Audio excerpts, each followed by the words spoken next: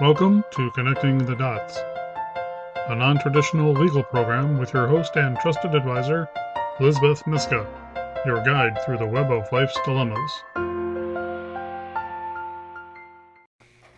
Welcome to another edition of Connecting the Dots. I'm your host, Liz Myska. And I'm already having a very lively conversation with my guest today, whom I am going to let introduce himself because I'm afraid I will mispronounce his last name. I know his first name is Derrick. Welcome, Derrick. Fill in the blank. Well, thank you for having me, Liz. It's a pleasure to be on your show. Thank you again for your hospitality and wanting to hear my story. First of all, my name is Derrick Kiser. I'm the CEO and founder of Fresh Start Wellness Center. For those that don't know about Fresh Start, we implement mental health programs in the criminal justice educational system. And we do that through our 4 pillars of self-care, life skills, community involvement, and intervention and prevention. My main focus is stopping the trauma to substance, the trauma to prison, the trauma to homicide, the trauma to suicide pipeline. That's my main goal because it's preventable.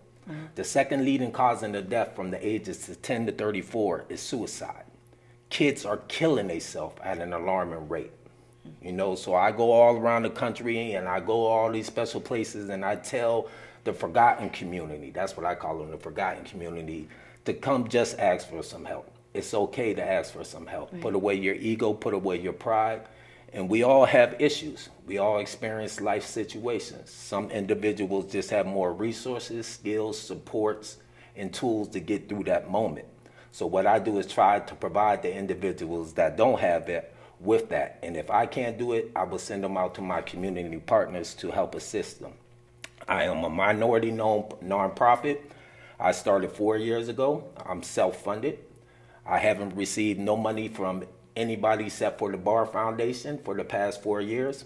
In the past 4 years, I was able to attain 384 individuals' jobs, 180 individuals' mental health services, 87 vocational and educational training, all from the criminal justice and substance disorder community with help.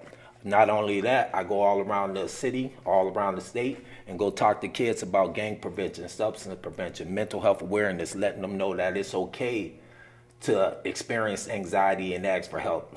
Trying to teach them that we all have these life situations and ask for help and ask for the support that they need. But not only that, I'm not only the founder of Fresh Start Wellness Center, I'm also the co-founder of the first gang here in Worcester, Massachusetts. Yeah. I started the first gang back when I was 13 years old. 25 years ago, I found myself locked up in the Worcester House of Correction.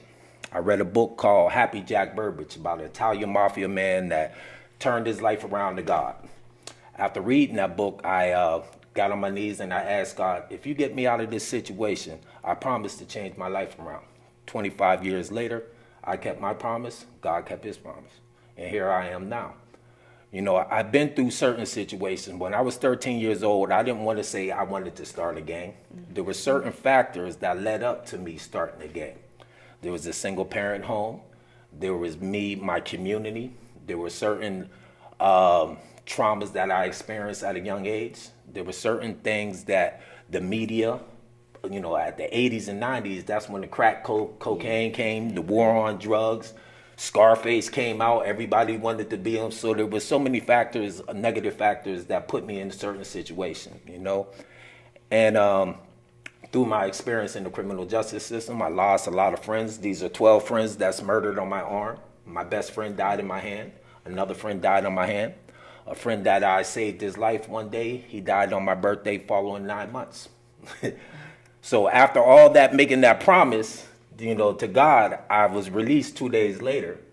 And after all that, I went to go work at a factory. I quit at lunchtime. I realized that I'm not no factory worker. I was a gang leader, a big time drug dealer, and I said factory is not me. So I said, if I got to change my life, I need to get an education. So I end up meeting up with Sid from TWA. I went up to Worcester State. I attained a bachelor's degree from Worcester State in communications. Then I went and got my master's degree from Cambridge College, and now I'm a licensed mental health counselor. I worked as a teacher here in the Worcester Public School for 3 or 4 years. I worked in the Springfield Public Schools as a counselor. I worked in the DCF systems as a counselor. I go work with the sheriff. I work with the district attorney running prevention, intervention programs all around. So my professional experience, my lived experience, and my educational experience put me in the situation to be able to assist individuals that other people can't see.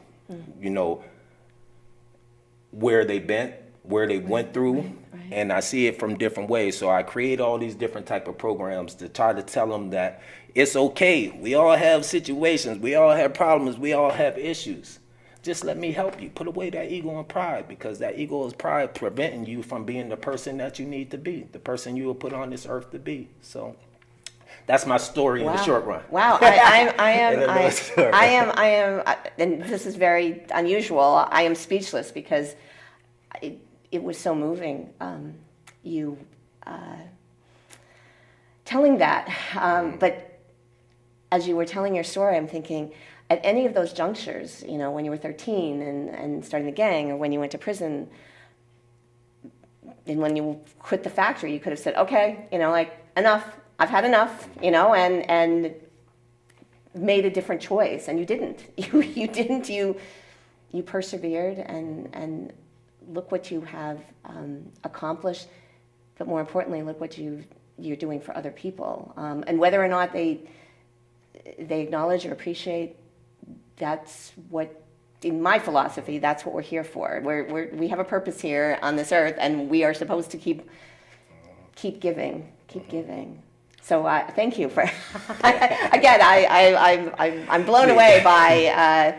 So you never knew my story. A lot of people heard of me and they tried to call me on what was good about you. You didn't know who I was, and I didn't know who you were. No. And through our earlier discussion, we never put the full story on. And you know, I never knew about your situation. And it's a blessing to be who you are. I was shot. I was stabbed. You know, shot at numerous times. I was stabbed numerous times. You know, I never killed nobody, but it wasn't for the lack of effort. And I'm not saying that as braggadocious, but I don't regret my past because it made me into the man I am today. Right. You know, and sometimes you got to go through them trials and tribulations to really find out. But sometimes the individual never find out and goes their whole life without getting to be who they wanted to be because of certain stipulations, you know, life situations where they never dealt with their mental health or their health, to let them know that it's okay, no matter where you come from, no matter what you've done, whatever, no matter what cards you're dealt with. You know, life is a beautiful thing. Just waking up. I tell people every day, mentally, physically, spiritually, when I wake up, I prepare myself to deal with my issues because I know they're coming. Then I mentally, physically, spiritually prepare myself to deal with the outside world issues because I know they're coming. They're coming too. Right? They're coming too. So I'm getting them for both, right? So all I could do is prepare myself what I can't control. You know, and when I talk about mentally, I'm more on the clinical base, more trauma focused, CBT focused, you know, more life skills, you know, providing individuals to get through life. You know, I'm gonna say one thing. You don't mind if I come at it. We are programmed to be who we are today. We are programmed by our parents, biologically, you know, nature versus nurture, you know. Yes. We are programmed by our community, our environment. We are programmed by our education. We are programmed by our religion. We are programmed by our media. We are programmed in through different facets. You know, my education had me believe that Christopher Columbus discovered America, and every Thanksgiving, the Indians and the Pilgrims were happy. My mother had me believe that Santa Claus came down the chimney in the projects where we didn't have no chimneys and came down and gave me presents. You know, I was programmed to believe that I was never going to be nothing also. I was programmed to believe that I was only going to be an athlete or an entertainer. I was programmed by my trauma to believe that when you were 5 years old, I was taught that if somebody hits you, to hit back, and you go back out there and fight that boy if you're a criminal. So I was also programmed by the goods and the bads, you know, of all life, right? So what I've been doing is reprogramming myself of the BS and programming myself of my stuff. Who is Derrick Kiser? Why am I here? Why am I living? What is my purpose? What is my divinity? You know, I get the good and the bad from everything. That's what makes me in. But I got to find myself, because that's what's life about. And once you be able to love yourself and take care of yourself, all the people that you love, you could truly know how to deal with them. Because if you don't know how to love yourself and if you don't know how to take care of yourself, how really, truly effective can you be there for the people that you love? You can't. Because you don't know what love is. Yeah, I can't top that, Derrick. I am 100% in agreement with you. You mentioned about asking, and that you have an initiative called Just Ask, and I just want to preface this by saying, I think that as a human being, again, you think, I should know this. I should know this. And what I tell anyone that I am teaching is, why should you know this? You know, and that kind of fits in with what you're saying. And one example, so I have a walking initiative where physical health and mental health are extremely important to me, because when I started losing my sight, I thought, I'm going to become sedentary, I'm going to become depressed, I'm going to become isolated, and again, I'm going to go down that rabbit hole, and I'm never going to emerge, and everyone's going to say, oh, what happened to Liz? And there's going to be a big sob story, like, oh, don't you know, she became blind, you know, like, ooh. But then I thought, again, mentally, I need to fight my way out of this paper bag. And again, I wanted to meet other people like me, which, as I've said repeatedly, is deucedly difficult because I can't see people, so I don't know. I don't know if you're like me, meaning visually impaired. But like me is not just visually impaired, it's a human being that has interests and faults and flaws and energy.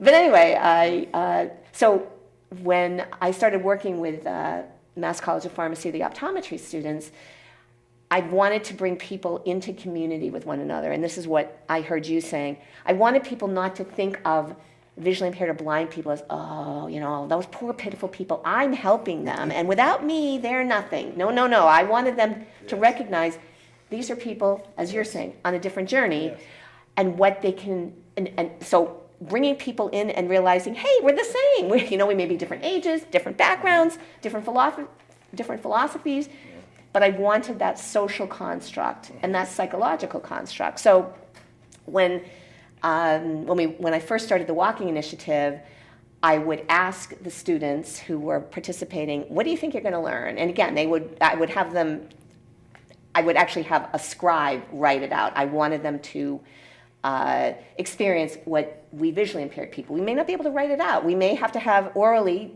dictate it to someone. So I decided to have that experience, even though they weren't going to be blindfolded, and say, this is what I think is going to happen. I think I'm going to, I came here to help the blind people. And then at the end, after their first session, they're like, wow, I learned so much, I thought I was going to be helped, but instead, I thought I was going to help, but instead I was helped. That's what I hear you saying. And again, that one final point is, people are like, oh, but I should know this. I should know that, how to guide you, or I should know how to seat you. Why should you know that? Why should you know that? Why? But I should. And it's kind of like, but admit that you don't. And then the travesty is when people are exposed to it, even if you can get, and I'm sure you will relate to this, getting people to the well, cajoling them, enticing them, saying, just try it, because people are like, oh no, that's not for me, and oh no, I can't do that, and they'll come up with a gazillion excuses. Oh, it's too far, I don't have a car, I don't know anybody.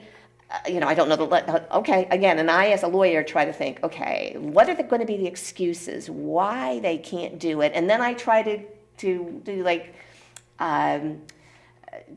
plan for the excuses, like, okay, transportation is provided, there's a bathroom, because bathrooms are really important to blind people. That there be a bathroom, that they know that there's a bathroom. And they know that they can get to it on their own because, again, it's demeaning to ask somebody for help, because people are like, you can't get to the bathroom for yourself, and you're 55 years old. But again, it's so all of those things. So I'm going to toss it back to you. I was ready for you. Okay, all right. I was waiting. I'm ready. So here's why I challenge you. It's not excuses. It's factors. Okay. Factors and obstacles that prevents individuals from getting to that water. And I love that you mentioned a well, right? Yeah. So some people might need a cup or a big old bucket to drink that water. Some people might need a straw. Right. Some people might need your hand. Yeah. Some people might need you to put it in their mouth because of certain factors, But once you give them and once you teach them these certain skills to be able to drink that water, then you take away your cup. Then you take away that bucket. Then you take away all them other things. And then you leave them whatever they need to be with. And then every once in a while, they might need that bucket or they might need that straw, because what I call factors are life situations. We all go through them. Were you prepared for the COVID? I sure wasn't. I caught the COVID twice. I got vaccinated and all these other things years ago. I wasn't prepared. I'm a healthy guy. I work out. I eat well. You catch what I mean? That's life situations. Right. Right. Right. And we all go through it, right? So we all had this anxiety about the COVID. My mother had cancer, how can I go visit her? I ain't see her in a while. If I had COVID, kids are in school, all these life situations that's going on. But we're so caught up in our everyday mundane thing where we're thinking work is important. From 9 to 5, we are programmed to work 50 hours a week. Then they say, when you're 65, you can enjoy your retirement and everything else. Now here we are, we're 65, we got inflation, gas prices are 5 years old. I got to get another full-time job, and physically and mentally, I can't be able to do this stuff. But you are programmed to forget what life's about. And as I was listening to you speak about the, visually impaired, this is the same thing that I talk to individuals in jail, right? You have all these guys that's locked up 23 hours a day in one cell, and they only get out one day. And I ask them, what do you find beautiful inside your cell? They all look at me like I'm crazy. What the hell? You been in that cell too? You know what it's like, right? But I said, look for something beautiful or something that gives you a smile, something that it is. And then they came back, some start talking about the moon. Some start just talking about the light. They start finding a beauty in a dark place. Because that's what life's about. You can have somebody that's outside the jail but internally locked up. You can have individuals that's not even involved with the criminal justice system or, drugs or anything else, but they're eating, they're in prison, so their health is all good, they're overweight, they're giving themselves diabetes, they can't live the life that they're supposed to live because we were programmed to eat all this soda and all these unhealthy things and live this unhealthy life. And the system was put up. We know about systemic racism. I know it's there. We all know it's there. 60 years ago, we wasn't able to drink from the same fountain. That's only 60 years ago. They said that I wasn't able to play football or basketball. Look who's most in here. But I mean, do you catch what I'm saying? Absolutely. So this ain't far away, but it doesn't prevent individuals from getting there. It just has more obstacles. We got to continue to stop passing on that generational trauma. That's what I call it, because we all have it. I don't care what color you are. We're all in this together. I don't look at the race. I look at the human being first. And then I look at American seconds. You know what I mean? Because this is what we are and what we represent. And until America start representing the whole mass, this is how we're going to continue to have problems. But you got to think, this is a capitalist society. So somebody got to serve. Somebody got to be in retail. Somebody got to be in the criminal justice system. And look who's the most in there. The minorities, correct? 84% of the teachers here are Caucasian in Worcester public schools. 84%. 40% are Latino students are Latinos. 17% are black. The other 9 is other. And only 29 is Caucasian. How do you have 84% of the teachers here white? How do you have 77% of the police force here white? How do you have 70% of the unions white? How do you have 70% of all these career type of jobs white? Because the system was set up to do that. Exactly, right. You catch what I'm trying to say? Perpetuate it, right? I get it. But that still doesn't give us prevents us from getting over it. Right, And this is why I tell people to focus on your health. You got the white to people, you got poor whites that's going through it every day, all day too. So it ain't about color. They're just at the bottom because they're at the bottom. Do you catch what I mean? So if you provide these individuals with their health, their education will thrive, their academics will thrive, their job will thrive, wherever they're at, will thrive. You got teachers, they're ready to quit. They're COVID, they're stressed out. They got to deal with 30 kids with a mask, and you're telling them to do all this, Law enforcement, suicide, they're killing themselves off the rate. You ever look at correctional officers, Worcester police officers, law enforcement killing themselves out of alarm rate. Trauma. Yeah, because they can't They're going through no trauma. Just like the military, but they wasn't told to tell it. They got to ignore it and hold it in because if they say that they got anxiety or their depression or they just experienced some trauma, their job is on the line. One of the officers, God rest his soul, familiar, when he lost his life, them brothers are grieving. They just lost one of their brothers, but they couldn't go get the help that they really need because then they might, lose their jobs. Same as correctional officers. We got to recognize that individuals are killing themselves from the ages of 10 years old to law enforcement. And if you got law enforcement killing themselves, what do you think when law enforcement who got PTSD and the individuals from the street got PTSD, what do you think is happening when they're communicating? You already know. So these are certain things that I think we need to focus, even in the business area. I challenge the Worcester Chamber of Commerce, and me and Tim's a good guy. I got a lot of love for Tim. But I challenge the business field, to put more wellness in the workplace. I would love to work on that with you. That's the key because I got a program that's pushing this. I got no serious. It promotes wellness. Yes. You know what I mean? Because you'll get more productivity. Your health insurance will go down. So I'm trying to show them the real money reason of doing it. But you go into all these factories and all these workplaces and look what they got. They got donuts. They got all these unhealthy food for you here at lunch. Sugar, once you give them, their energy goes down. You don't know that you just told your employee, hey, go take a nap because you gave them some food. Right. But if you would have gave them some broccoli or something to speed them up, they would have doing all your work. But see, they're missing the point. I know. You get what I'm trying to say? I could keep going. I hear what you're saying because it's there to be seen, but it's hidden. That it's because it's more, and I thank you for the correction about the factors rather than the excuses, because you're absolutely right.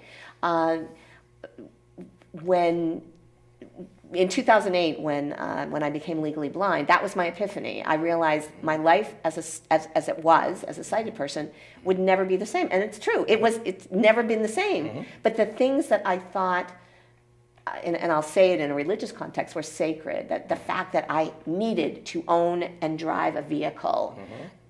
That's posh. I don't need to own and drive a vehicle. It's much more healthy for me to walk places. Gas prices now are less expensive. Exactly. You saving a whole lot of money not driving. But for my mental and my physical health, it makes more sense for me to be perambulating, and then to be. And again, in 2008. I moved downtown because I thought, well, I want to be able to walk places, and I don't want to be. And here's another term: I didn't want to be dependent. And I always had prided myself on being independent. But we are all, in keeping with you saying, we're interdependent. It's not dependent and independent. It's interdependent. We cannot survive without one another. We are social beings. We need one another, and so. Again, I was always a walker. I was always physically fit because that was important to me. I was always mindful of what I put in my body. But then it all kind of ratcheted up when COVID hit, because I'm like, oh, no, I'm not. And we in the blind community were told, oh, don't go outside. It's scary out there, and people are going to be walking. And it's kind of like, yeah, well, so am I. So am I. Oh, but people could bump into you. No, they won't. I have a white cane. They won't. Trust me. Yeah, right, exactly. They won't. But again, that programming of ooh, danger. Stay in your lane. And I'm like, So again, for me, COVID was not, and again, for some of my population, for my VIPs, my visually impaired people, it was we had adjusted to the social isolation. We have adjusted, some of us, to we have to live in that little cell, like you were saying about the prison. We have to live in that little cell. We have to go inside. That's scary to go inside because you're like, whoa, there's a whole bunch of junk in there. You know? A lot in that closet. I know, really. And we may be putting more junk in with the food. There's a whole bunch of junk in there. Yes. But then realizing, and I'm sorry, I'm because I'm like feel like a puppy, like tumbling over myself because you're spurring me onto these things. I met my friend Mike, who is a poet. And he's been on the show the week before COVID hit. Met him at Arts Worcester. I am not an artist. I am not a poet. I'm not a musician. I love poetry. I love music. I love art, but I don't have those gifts, and I am in reverence of people that have those gifts. Anyway, Mike had told me, again, pre-COVID, not knowing what was going to happen, that he said, I love your energy. I love your group. I want to join your group. Okay, so we exchanged email addresses. COVID hit the week after. Because Mike had given me his email address, for the first 95 days, I believe it was, of COVID, Mike wrote poetry and wrote songs and disseminated them. And I was just privileged to be part of this distribution list. Probably day 60. And again, I didn't know him. One of the things he wrote was just like, uh-oh, there's something wrong here. So I contacted a friend who had also participated at Arts Worcester and said, do you have Mike's number? I'm really worried about him. And she's like, no, I don't. She said, Liz, email him. Anyway, long story longer, I emailed him and I said, can I have your number? And he gave me his number and I said, I'm just really worried about you. He said, thank you. Again, thank you for that human contact. Since then, he's become my sighted guide. He is, there's a current in him that it just responds to something in me too. But I think, but for that chance encounter, but for COVID, I never would have had that opportunity. So again, Derrick, when I hear you talking about factors and being programmed and being open to opportunities, that's what you are. Well, I want to cut you off there, right there. What I call that is energy, right? Okay. What you guys connected, COVID brought you together, and your energy brought you together, and it's continuing to keep you together. I know we're running out of time. We have a minute left. I just want to let you know I appreciate you for inviting me on your show. You are a true blessing. Your story needs to be told. And anyone who want to help me, Derrick Kiser, you can go to freshstart508.org. You can be able to donate or volunteer. I'm a nonprofit. I'm a minority nonprofit. I don't have a lot of money. I've been doing it on my own for the past 4 years, with a little help from here and there. With your friends. But opposite that, I've been on my own. But I just want to let everybody know out there, if you got any issues, any problems, just ask for help. Appreciate your health. Your health is your wealth. Focus on your health, not your mental health or whatever. Health. Yeah. Health is your health. Mental health is your health. So after saying that, God bless you guys. Thank you 508. Thank you, Liz. And, God bless. Thank you so much, Derrick. Join me for another edition of Connecting the Dots. Please note that the information provided in this show is not a substitute for consulting with an experienced local attorney and receiving counsel based on the facts and circumstances of a particular transaction. To contact Lizbeth, email her at lizbeth@elizabethlmyska.com or call her office at 508-753-7681. We're online at connectingthedots.lawyer. Executive producers, Liz Myska and Jack Peacock. Producers, John Medberry and Bill Hamilton. A production of Elizabeth L. Myska, J.D., LLM, in association with Compliments. Okay, Dad. 1, 2, 3.